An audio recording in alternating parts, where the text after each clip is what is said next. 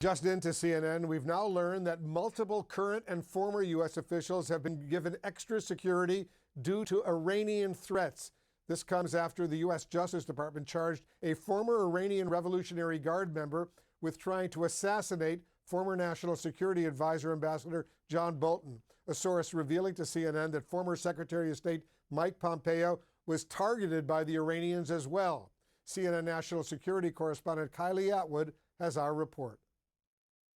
This is the man the FBI alleges tried to hire an assassin to kill former U.S. National Security Advisor John Bolton, Shahram Poursafi, allegedly a member of Iran's Islamic Revolutionary Guard Corps. The FBI says that in 2021, Poursafi tried to get an informant to hire someone for $200,000 in order to eliminate someone. That number eventually grew to $300,000. Poursafi even sent screenshots of Bolton's home address and photographs of stacks of money to the informant. Poursafi allegedly said the killing should happen in Bolton's office garage, with the informant noting it was a high-traffic area. The FBI also alleges that Poursafi had a second job for $1 million. The target of that job? Former Secretary of State Mike Pompeo, according to a source familiar with the investigation and a source close to Pompeo. The Department of Justice said this about the motivation behind the Bolton plot. This assassination plot was undertaken in apparent retaliation for the January 2020 killing of Qasem Soleimani. Pompeo was Secretary of State at the time of the assassination. We saw that he was plotting further plans to take down Americans, in some cases, many Americans. We took the right action to defend and protect America. And though Bolton was no longer in the administration when the airstrike was carried out against Soleimani, a top Iranian general the Trump administration said was planning attacks on Americans, Bolton has long advocated for more hawkish U.S. policy towards Iran. After the Soleimani assassination, Bolton tweeted, quote, "Congratulations to all involved in eliminating Qasem Soleimani. Hope this is the first step to regime change in Tehran." And after today's news, Bolton thanked the Justice Department, the FBI, and the Secret Service, and said that Iran's rulers are liars, terrorists, and enemies of the United States. The suspect has not been arrested, but is wanted by the FBI after seeking to carry out this plot. This was not an idle threat. And this is not the first time we have uncovered brazen acts by Iran to exact revenge against individuals on U.S. soil. The plot against Bolton is just the latest allegation of Iran planning attacks on U.S. soil. In 2011, U.S. authorities said Iran was planning to bomb a D.C. restaurant to kill then Saudi ambassador to the United States and current Saudi Minister of State for Foreign Affairs, Adel al-Jubeir. This is happening in America. And just last week, Iranian journalist and activist Masih Alinejad, a U.S. citizen who lives in New York, blamed the Iranian regime after a man carrying an assault rifle was arrested in her neighborhood, coming year after U.S. authorities say the regime was plotting to kidnap her. Alinejad delivered this message to the regime on CNN. Go to hell. I'm not as scared of you. Now, today, Wolf, we are hearing from the current National Security Advisor, Jake Sullivan, who said that any action against any U.S. citizen by the Iranians will be met with severe consequences. We're also hearing from the Iranians with the Iranian Foreign Ministry spokesperson warning against any action against any Iranian citizens based on what they say are baseless accusations. Wolf. All right, Kylie, thank you very much. Kylie Atwood reporting. Let's discuss all of this and more with the former National Security Advisor, John Bolton. Ambassador Bolton, thanks so much for joining us. This suspect put a $300,000 price tag on your head. What goes through your mind, Ambassador, hearing the details of this plot as explained today in great detail by the U.S. Justice Department? Well, I was embarrassed at the low price. I would have thought it would have been higher, but, you know, I guess maybe it was the exchange rate problem or something. I read the document with great interest. I had not seen it before. I was not aware of many of the specifics in it, although obviously I had long had a general understanding of what the threat was. And I think it's quite correct to say many other Americans are in the targets of this regime. It tells you what the regime is. It tells you about its character. And frankly, from my point of view, the regime's terrorist activities are just the other side of the coin of its nuclear weapons program. And any idea this regime will adhere to its commitments on anything is just a terrible delusion. We now know the second job was for $1 million, and that involved Mike Pompeo, the former Secretary of State, former CIA director. Did you know he was also being targeted? Have you spoken with him, Ambassador?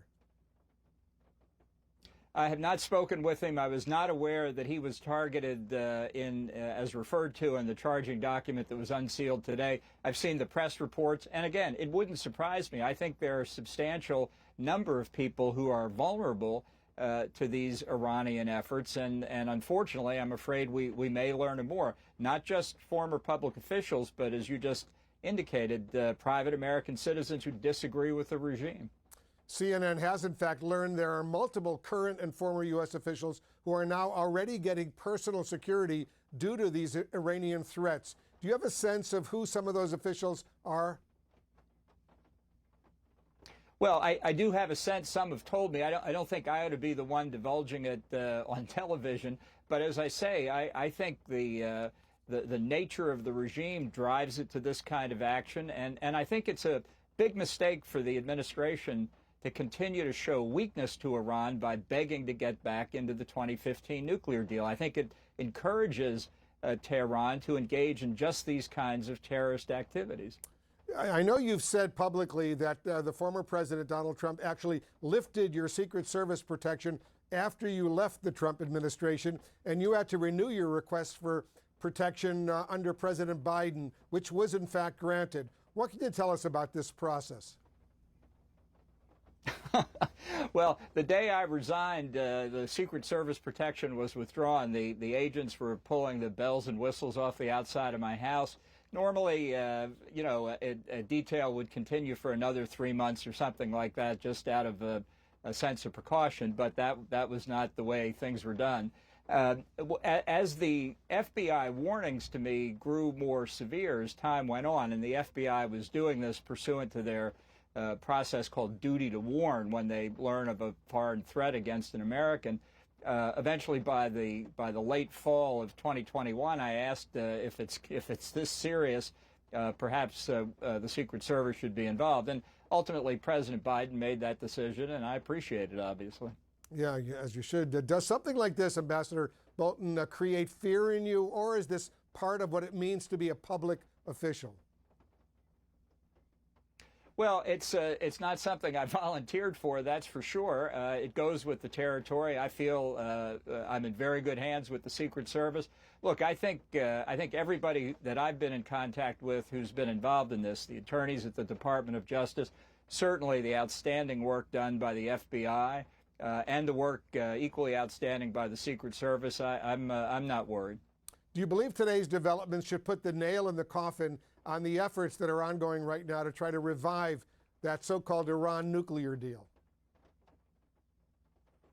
Yes, absolutely. Look, I think the deal was a mistake in 2015. It hasn't gotten any better with age. The administration has been on its knees in Vienna begging to get back into the deal, which sends signals of weakness not just to Tehran but around the world. There's no indication that the regime in Tehran's willing to give up its pursuit of nuclear weapons. Our allies in the region, Saudi Arabia, the United Arab Emirates, Israel, clearly see this danger. And now in the United States, if this doesn't show anything about Iran's willingness to try and intimidate its adversaries, I don't know what else to say. I think we ought to put the kibosh on these negotiations and deal with the growing threat that Iran poses and not try to appease them. While I have you, Ambassador, I want to get your reaction to the FBI's search of former President Trump's Florida home related to his handling of classified documents, some highly classified. As his former national security advisor, do you believe a crime may actually have been committed? Well, I think this is a very uncertain area, and I think although the past couple of days have been filled with commentary by all kinds of experts, the reality is that we really know very little about what's going on here. We certainly at this point know almost nothing about the Department of Justice's thinking in authorizing this search. I know, and as an alumnus of the Department of Justice, fully appreciate that it's contrary to normal practice to talk about an ongoing investigation for very, very good reasons. Nonetheless, given the circumstances we're in now, I think Attorney General Merrick Garland would be very well advised to say something on this score. I think he's got to explain to people before distortions about how the Department of Justice normally works get into the bloodstream of the body politic. It's already well on the way. I wish he had spoken today, but sooner rather than later. Ambassador John Bolton, thanks so much for joining us, and be careful out there. We'll stay in touch with you.